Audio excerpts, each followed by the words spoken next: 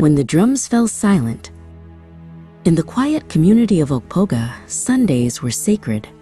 No matter how hard the week had been, the people found comfort in the worn wooden pews of New Hope Baptist Church. It was a small church, tin roof, dusty windows, and a bell that chimed off key, but to the people of Okpoga, it was home. Mama Agnes, a 74-year-old grandmother, never missed a service. That Sunday morning, she dressed her grandchildren, Timmy and Ada, in their best clothes, wiped their faces with spit the way old grandmothers do, and smiled. "Today we thank God for life," she said, tightening Ada's ribbon. "No matter how tough things get, we must always return to give Him praise." The service started like every other. Choruses rising, drums beating, worship swelling through the air. The community sang with joy, some with tears, some with hope. Then the drums fell silent. A sharp crack split the air. When the second and third shots came, panic washed over the church like floodwater. Gunmen stormed in, faces covered, voices harsh, guns raised. "Everybody down!" The worship hall turned to chaos. Mama Agnes pulled Ada and Timmy close and whispered, "Stay behind me. Don't move." Shots rang again. 2 members fell. The gunmen grabbed a handful of people, young, strong men and a few women, and dragged them away.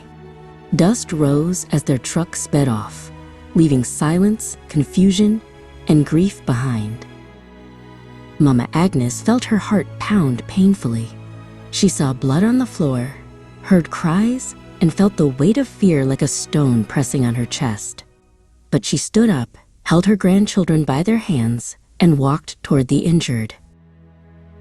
Ada tugged her wrapper gently. "Mama, why do people do bad things?" Mama Agnes looked at her with tired eyes. "Because some hearts forget what love looks like," she said, "but we must never forget." The community united. People cooked for the grieving families, donated what little they had, and held prayer vigils.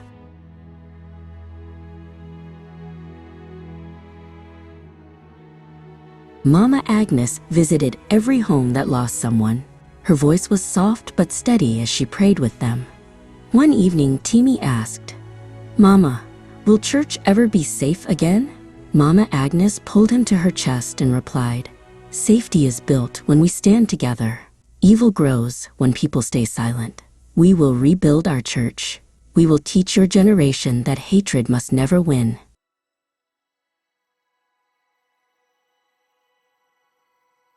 The next Sunday, the church reopened, not fully repaired, but full of people. No one stayed home out of fear. The choir sang louder than ever.